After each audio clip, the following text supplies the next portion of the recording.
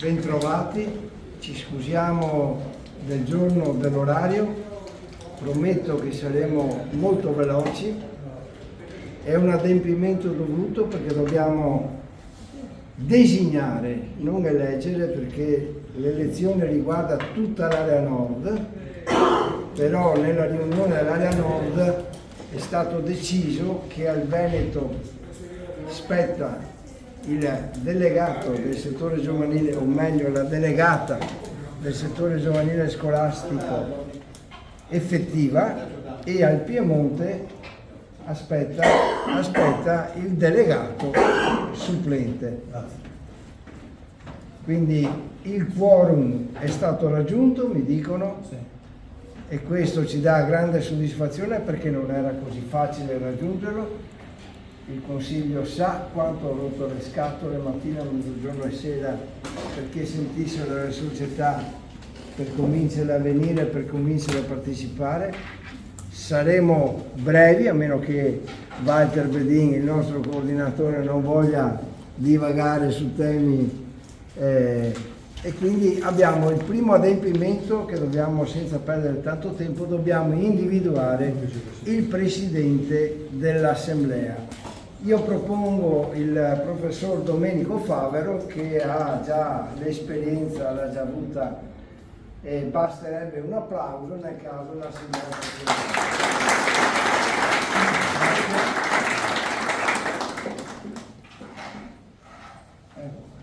L'ordine del giorno prevede comunicazioni del Presidente, il secondo punto l'abbiamo già fatto, il terzo punto comunicazioni del Presidente del Comitato, il quarto comunicazioni del Coordinatore regionale settore giovanile scolastico. Io direi che dopo queste comunicazioni, se ci sono degli interventi previa prenotazione, lì c'è col segretario, trovate i moduli per la prenotazione, vi prenotate e magari nell'ambito dei 3 minuti di intervento, e dopodiché alla fine ci sarà l'eventuale replica o risposta alle vostre domande. Abbiamo la presenza anche del consigliere federale Florio Zanon, ecco, quindi dopo magari diamo la parola anche a lui per un saluto, dopodiché avremo la designazione dei candidati e eventuali altre. Quindi direi di cominciare. Prima della designazione la candidata del Veneto farà una brevissima presentazione. Diamo la parola alla candidata. Ok, allora cominciamo con il punto all'ordine del giorno, comunicazioni del Presidente del Comitato. Allora, come promesso sarò abbastanza veloce. Tanto ribadisco il saluto di tutti i presenti, ribadisco i ringraziamenti perché eravamo preoccupati sul fatto di raggiungere, ripeto, il quorum. Noi partecipiamo a queste elezioni con orgoglio perché? Primo perché designiamo e speriamo poi che sia eletta, perché per essere eletta deve raggiungere la maggioranza dei voti dell'area nord e deve essere designata da 3 comitati regionali dell'area nord. Gli accordi vanno in questo senso, ma non si sa mai se gli accordi vengono poi rispettati. Io credo proprio di sì. Ci piacerebbe molto perché la Sofia Pagin è esperta in questo, perché ha già fatto, pur essendo, se mi ha permesso, una bambina, ha già fatto un mandato come delegata assembleare del settore giovanile scolastico. Quindi siamo orgogliosi perché se riuscissimo a portare la Sofia come delegata, il Veneto, che ha già 7 delegati assembleari effettivi come comitato regionale, ha un delegato assembleare per il calcio femminile e Fausto, ha un delegato assembleare per il calcio a 5, sono 2 in Italia per il femminile, 2 in Italia per il calcio a 5, uno di questi 2, cioè arriviamo a 9, con la Sofia arriveremo a 10. Vuol dire che nell'ambito della Lega Dilettanti ci sono 94 delegati assembleari, con i 10 del Veneto noi avremo più del 10%. È chiaro che chiunque dovrà fare i conti con il Veneto, perché avere il 10% dei delegati, credo che tutti abbiano un occhio di riguardo nei confronti del comitato regionale. Quindi voglio dire, le società aventi diritto al voto come settore giovanile, pure settore giovanile, in Veneto sono 92, ci supera solo la Lombardia. La Lombardia che, come sapete, sta continuando con i suoi problemi post-elettorali, nel senso che voi sapete è stato eletto un presidente, però il Consiglio ha formato quasi completamente 12 su 13 di consiglieri dell'altra lista, quindi qualche problema c'è e ovviamente non candiderà nessuno come Lombardia, e quindi siamo rimasti come Veneto, ripeto, ribadisco ancora una volta, come effettivo, e il Piemonte come supplente.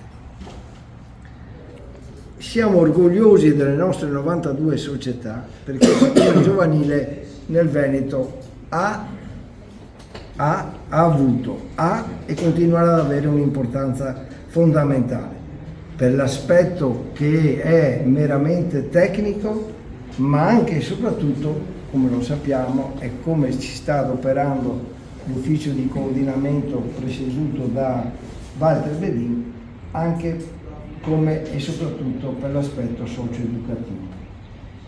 Io quindi non voglio rubarvi tempo, voglio dire, noi dobbiamo avere come società l'accortezza di adoperarsi di brave persone, di adoperarsi dei bravi tecnici, ma che siano, sembra retorica ma non è retorica, dei bravi educatori, assolutamente.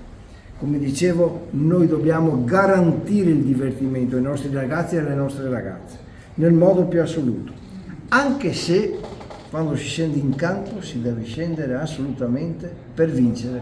Lo scopo di una competizione è quello, la vittoria. Dobbiamo insegnare però che si vince comportandoci in un certo modo, in modo sano, in un confronto sano, leale e sicuramente col fair play e nel rispetto di tutte le componenti, compreso l'arbitro. Lo ribadisco continuamente.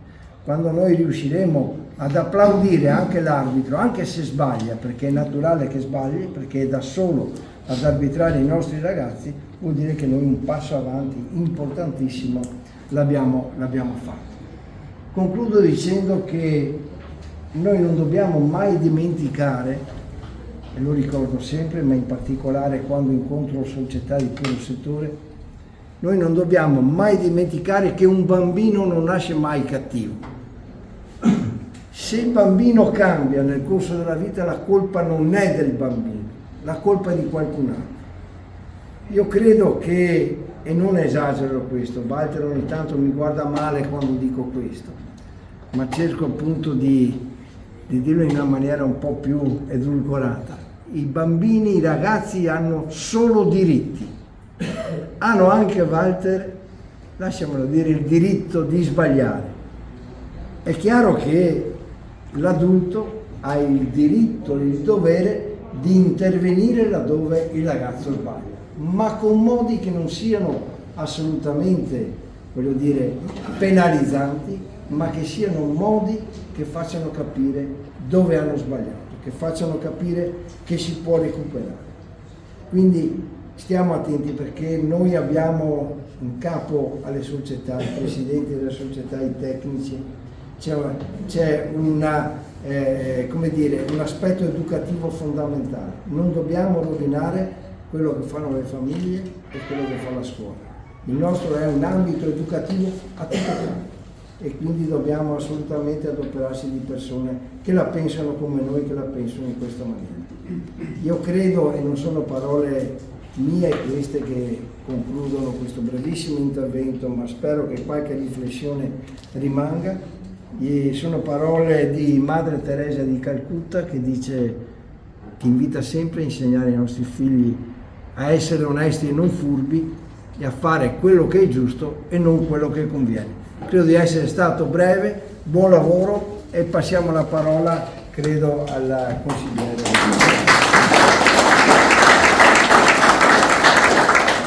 Allora invito all'orgoglio del Presidente, perché il settore giovanile comunque ha risposto a una chiamata che determina delle scelte importanti, una scelta importante, e quindi auguriamo anche che tutto vada a buon fine e che possa proseguire l'esperienza. la nostra scelta. E ha anche toccato alcuni punti che sarebbero oggetto di una lunga discussione, analisi e approfondimenti, ma che non è il caso di toccare oggi. Sicuramente il settore giovanile scolastico mette sempre e comunque i ragazzi, i bambini al centro della loro attenzione e del nostro lavoro. Tutte le scelte che vengono fatte sia a livello nazionale con le linee guida, sia a livello regionale o locale con l'attività fatta, al bambino sempre al centro dell'attenzione. Quando noi facciamo le riunioni, i corsi, diciamo che l'obiettivo del gioco del calcio non è vincere la partita, ma è quello di provare a vincere la partita, di provare a superare l'avversario attraverso quello che diceva prima: lealtà, correttezza, impegno. E poi se riesco a vincere la partita, bene, ma se non riesco, se sono un bravo educatore, faccio diventare comunque un momento di crescita per i ragazzi. Quello è quello che noi lavoriamo su questo. Ha accennato alle aree di sviluppo territoriali, le società del Veneto con le quali collaboriamo e portiamo avanti il programma di Evolution Program del settore giovanile scolastico, che è molto importante, un progetto molto ambito, riconosciuto a livello europeo come uno dei migliori messi in campo, quindi stiamo veramente facendo di tutto e di più per venire incontro alle società.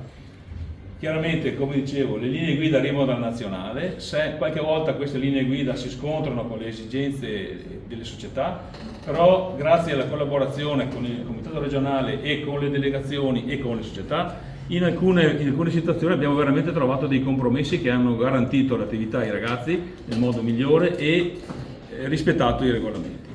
Quindi rinnovo il ringraziamento e l'orgoglio della vostra presenza e non posso che augurarvi una stagione ricca di soddisfazioni a partire da oggi, che ci porti ad avere un'altra rappresentante del Veneto eletta a livello nazionale. Quindi grazie ancora e buon lavoro a tutti. Grazie.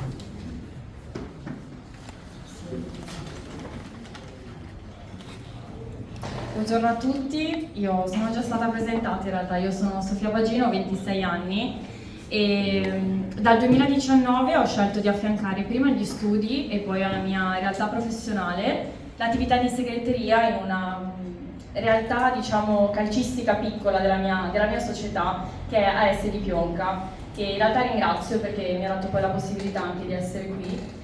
E l'impegno della mia società è quello di fare in modo che i piccoli atleti trovino uno spazio per potersi allenare, per poter vivere il mondo del calcio in ogni piccolo spazio. E il nostro obiettivo finale è fare in modo che l'attività sportiva possa proprio favorire una crescita positiva nei ragazzi, educandoli anche attraverso il gioco. Questo obiettivo spero possa poi concretizzarsi attraverso la mia candidatura a delegata del settore giovanile scolastico, ruolo che, come ha anticipato prima il Presidente, ho già ricoperto negli ultimi 4 anni. E spero che questo ruolo possa poi attuarsi in un contributo positivo per tutte le società qui presenti.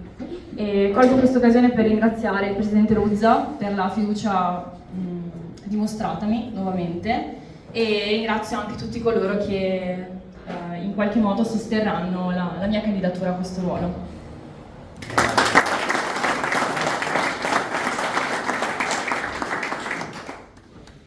Diamo lettura dei risultati delle designazioni. Allora, 46 voti per Pagin, 2 nulle e 4 astenuti. Viene designata.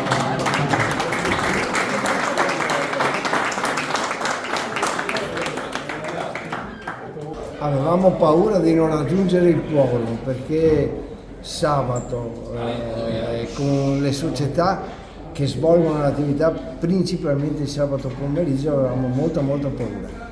Come al solito le società ci hanno positivamente sorpreso e quindi siamo contenti. Non avevamo dubbi sulla scelta perché la Sofia viene già da un'esperienza di 4 anni, è sempre stata presente, spero che lo sia anche quest'anno, ha già avuto un incarico, 2 o 3 osservazioni che dovremo portare avanti assieme e quindi è un onore per noi, credo sia anche un onore per lei, perché partecipare all'Assemblea federale non è da tutti, nel senso che la Sofia sarà una di quelle che dovrà eleggere il Presidente federale, e ditemi se è poco. Sofia, ecco, lo ricordiamo che viene da un altro mondo, che è quello della moda, giusto? Lavori nell'ambito dell'export. Esatto, io sono commerciale estero in un'azienda di moda, questo però non mi ha impedito di avvicinarmi al mondo del calcio e sono davvero contenta di avere questo ruolo riconfermato. Tra l'altro una storia molto bella alle spalle, perché Pionca, la società, è stata in qualche modo rinforzata, fatta rinascere da un gruppo di donne. Esatto. Molti anni fa rinasce da un gruppo di donne, quindi io sono proprio felice di rappresentare ancora la quota rosa all'interno della mia piccola società. Quota rosa operativa. Buon lavoro allora Sofia, buon lavoro.